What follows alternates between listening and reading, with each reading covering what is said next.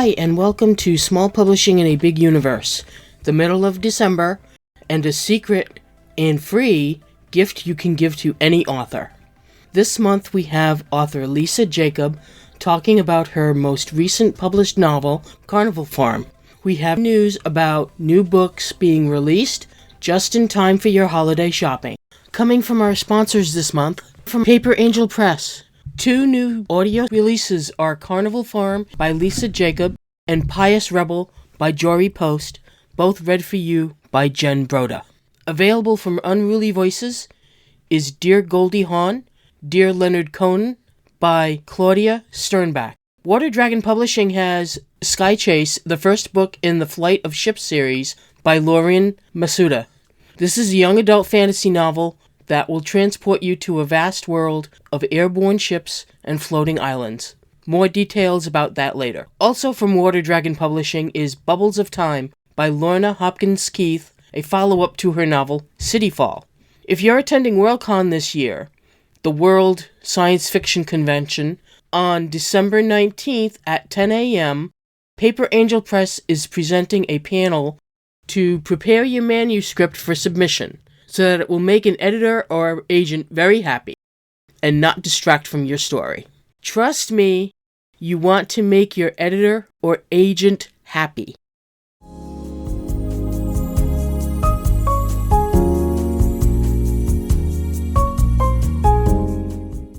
In Dear Goldie Hawn, Dear Leonard Cohen, Claudia Sternbach knits together fragments using letters written to the family and friends, the famous and infamous, to celebrities and artists like Goldie Hawn, Leonard Cohen, Johannes Vermeer, the Real Housewives of Beverly Hills, and more, to shape a story of a woman attempting to make sense of life that she's living and those who have been a part of it, knowingly or not.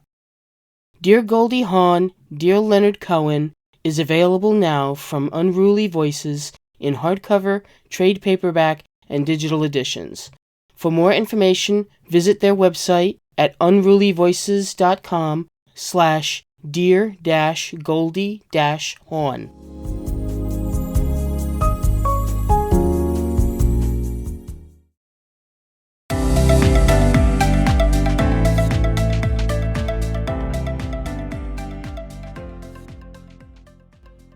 Today we have Vanessa MacLaren-Wray interviewing me about my new book, Carnival Farm. Stay tuned on how you can contact me, where you can find me, and what the book is really about. Welcome to Small Publishing in a Big Universe, where today we're talking to Lisa Jacob, whose new novel, Carnival Farm, is just released. So we're going to find out everything about that and everything about Lisa. So, let's just talk about your just released novel, Carnival Farm. And so just give us the really quick, what's it about? It is about a veterinarian who feels sorry for some animals that are in a carnival petting zoo, and she buys them and tries to nurse them back to health. Okay, well, I've read the opening section, and it feels to me very much a character-driven story. Yes. So tell us about your main character, Sean. Sure. My main character, her name is Sean Conway. It's spelled Seagn because the mother at the time thought it was Gaelic, and it's really not, but she was trying to be stylish. So she is a veterinarian, but she's bored with her job. And so she finds out that there's this carnival in the area, and she goes to the carnival and she sees these animals that are in such decrepit condition that she just feels really sorry for them, and she decides to take them under her wing. And at the same time, she finds love in the carnival. Oh, so there's romance There's a romance in there, yeah. Oh, wonderful. And so you need to make sure to tell people that. There's a romance in there. There is a lesbian biker gang in there. There's tarot readings. There's a tarot reading. Basically, she finds out that she's like one of the more sane people in the group. I was a carny for a summer one year with my husband, my boyfriend at the time, but he ended up being my husband. This gets us to your inspiration for the story. Now, how much of your inspiration from the story comes from that experience of working in a carnival? Most of it does. A lot of the things that happened in the book happened actually during the time I was there. A lot of insane stuff happened. It was drugs and drinking and sex and more drugs and, Exactly. And sometimes you have a disaffected veterinarian Yes. who wants to take care of animals. I got to work in the ticket booth for a while. And then from the ticket booth, I got to move to the bouncy house because the daughter of the person who was in charge of the carnival showed up and she took over my job in the ticket booth because she wanted a cushy job. And that was the cushiest job in the whole group. Well, bouncy house sounds like more fun than ticket booth. The bouncy house was okay. So will this become a series? You're pretty well known on the Water Dragon side for writing series. Probably not, because it ends with the love relationship being established. Well, good. So we can promise that it has what a romance needs. It has the HEA at the end. Yes, it's got the happy ever after. Okay, that's a relief. Now, you also write short fiction? Yes.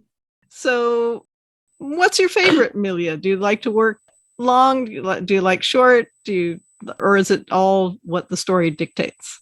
It's pretty much what the story does. I like to work short fiction more because it's like quick, done, end of story. I like to do long stuff when I have a world to build and when I have a lot of details that I want to get out. Then I'll do it as a long form. But I'm trying more short fiction now. And the only time I'll probably get a novel out is during NaNoWriMo, which is National Novel Writing Month in November. So that's actually going to be fan fiction. I'm writing it for fun. So you're going to take a vacation from writing by writing a novel. Yes. It won't be work. It'll be actually just for fun. There you have it. A true writer. When she needs a break, she writes a novel. Well, what's your personal style when you're drafting a novel or a short story? Do you just sit down and go?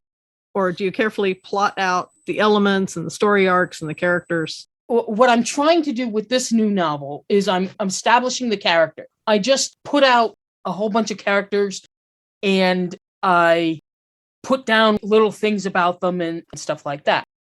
And then usually what I do is I just let the plot happen, or I'll get the beginning of the plot and the end of the plot, the main plot, and then everything else will just kind of like happen on its own. So I'm kind of a discovery writer, but I am a plotter in the sense that I've got a beginning and I've got an end, but I don't have much of the middle. The middle is very mushy. Oh, that's a good technique. I kind of work that way myself. I find if you plan too much, it gets boring. If you plan too much, it's like you've written the book. So why even bother? Just to get it to somebody else. It's easier to find your novels because they're right there on Water Dragon and Paper Angel Press. Yes. So where do we look for your short fiction? Is it in the same location or is it squirreled away elsewhere as well? Well, most of my short fiction is for Dragon Gems. I try to do short fiction with a purpose now, because before I had a website called 800words.com. It was just 800 words of something. It was whatever I wrote that day. It was just 800 words of it. And I did write other short fiction based in some other worlds, some other fan fiction as well. To jump back to the longer form, how long would you say it takes you to get from, I have a great idea for a novel, to here, publisher, here is my novel? It can take me about 2 months. Wow. Yeah. The way you say that, it's like, that feels like a very long time. I think for most people, that would be lightning. Yeah. Well, if it's the idea, like that's how long it took me to do Carnival Farm. Because a lot of times I'm already thinking about the idea. And so by the time I sit down with the book, it's kind of like Athena, comes out of my head already grown. So I've thought my way through a lot of the plots, and it's all in here. It just needs to come out onto the keyboard or onto the paper. Wow. Yeah. So organically grown storytelling. So you're not spending time sending it out to a critique circle or nope, I didn't farming it out to betas. No, I don't, because not that I think I'm just that great. It's a style. that I figure that if the editor reads it and other people hear the idea, they'll be like, oh, that's just stupid, and I won't bother. Oh, that's a reluctance that someone might tell you no before you finish. That's why I don't send it out. I don't bother telling. Well, if it's a really good idea that it won't let go of me, then I'll just keep it and I'll write it. But if I'm on the fence with it, I'll go and post it somewhere, like on my blog. And where is your blog? My blog is also grimalkin.com. Okay. Grimalkin.com. Remember that. I usually post on my blog and I try and see if there's any comments or anything that anybody says about. Oh, so you occasionally do some sort of gentle, market testing. Yeah, and Twitter. I'm also on Twitter as War Writer. Follow War Writer at Twitter. If you don't, you're missing things. Okay, so I have one question here, which is kind of self-serving, but how has the small publishing experience benefited your career and helped your books get out to the readers? And that's a different tack. Everyone talks traditional publishing or self-publishing, and this is small publishing. So how has that helped you? It's actually created this career. Small publishing is better than self-publishing because self-publishing, I'm kind of like throwing it out into the world as it is without having anybody else look at it but me. To me, I couldn't do self-publishing. I would need an editor at some point, or I would need somebody to come over and say, this part of the book is just different. I don't understand this part of the book, or consistency issues and stuff like that. Because I have a nasty habit of putting it down and then going back to it like a day later. And I forgot what I wrote the day before. I'll go along for this book. I repeated myself 4 times how old the secondary character was when he joined the carnival story. So this is the love interest? Yes. Is it a spoiler to ask who the love interest is going to be? His name is Moose. Moose, awesome. That's what he was called in the carnival. So does everyone in the carnival have a carnival name? Yes. And the only one who doesn't have one is the veterinarian, because she's not, well, they call her the rich one. Oh, okay. Because she bought that whole petting zoo and all the accoutrements with it. So she's considered the rich one out of the whole group. And she's also got, because she's a veterinarian, she has drugs. So antibiotics. She has drugs, but she really doesn't have drugs. But it gives her some cred with the carnival crowd. That's good. You want to tell us a little bit more about Moose? Sure. Moose he started the carnival when he was 17, and he's been in and out of the carnival for the last 20 years or so because he can't seem to get an actual job inside. He calls it wearing a monkey suit. Moose is actually based on my husband. Oh, there's a few things that Moose does that are like totally the way my husband was acting at that time. So how does he feel about being written into a book? Well, my husband has passed away. Oh. He passed away in 2008. And so this is kind of like a little homage to him, so that his attitude is kind of like his being is a legacy and passed on, so that it's going to be living on. And that's what I wanted to put across with the book, is that it's not only the story of the veterinarian, but it's also the story of my husband. And that is how just he would be. Wonderful, Lisa. That is wonderful. That adds a wonderful layer of depth and caring to the story. Thank you. You got me tearing up now. It's not fair.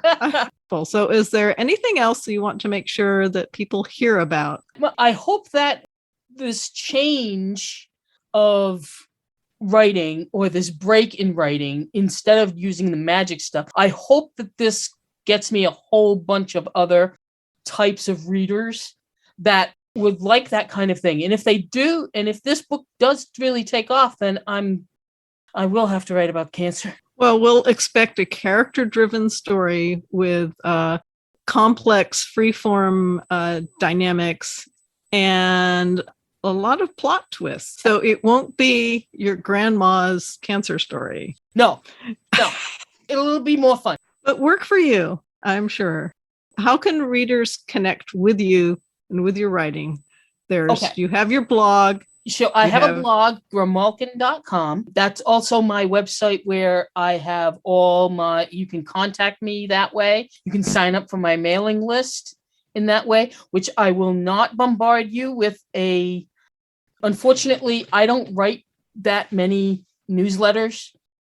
I write them maybe once a month, once every 2 months, because I'm also doing podcasts. And that I try and get out every month. It's not this podcast, okay? Not this podcast. Your podcast. Called Dark Mystic Quill. It's available on iTunes and everywhere else. So I do that podcast. I do this podcast, Small Publishing in a Big Universe. And you can contact me either in Twitter at War Writer, on Facebook at either Lisa Jacob or LA Jacob, because I post in both places. The Lisa Jacob is more for you see pictures of my cats. The LA Jacob is more for the books and my career and my work and all of that. And to get a hold of me, you can email me at warwriter@gmail.com. That's very generous. If anyone complains that they can't find you, then they're having a... And again, I'm on City of Heroes like almost all the time. That's just wonderful. Okay, well, this has been Vanessa MacLaren-Wray talking with Lisa Jacob about her book, Carnival Farm, and her experience in small publishing. And this has been a wonderful time.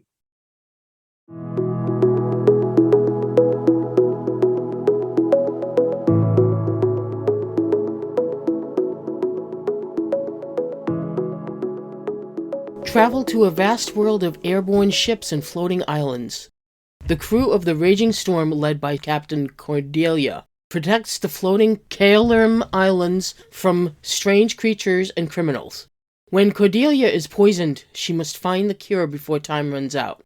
Her only hope is to join an alliance with a mysterious doctor, one who has carried a grudge against her father for years. Not only will Cordelia have to race against time, but she will have to face the demons that keep invading her mind. Sky Chase, Book 1 of The Flight of Ships, from Lauren Masuda, is available now in hardcover, trade paperback, and digital editions. For more information, visit waterdragonpublishing.com/sky-chase.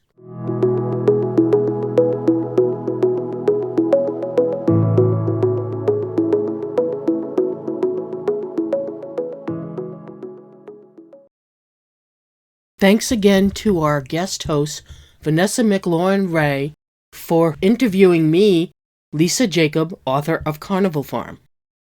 Next time we will have Jen Broda, audiobook producer, about what it takes to put together audiobooks. We plan on publishing new episodes every second Wednesday of the month, so watch out for episodes around that time.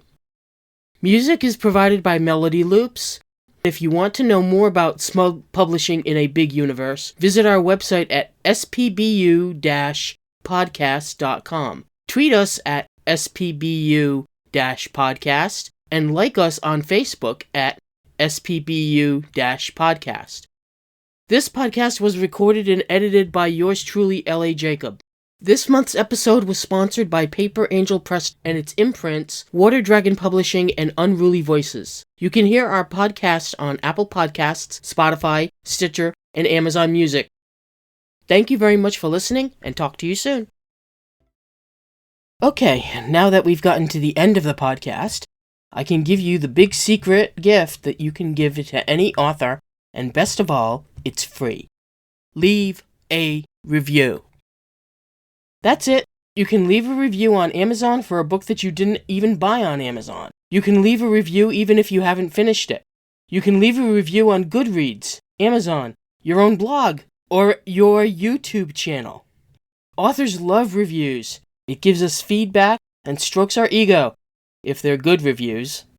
The best gift you can give an author is to leave a review. Go do it now. Thank you.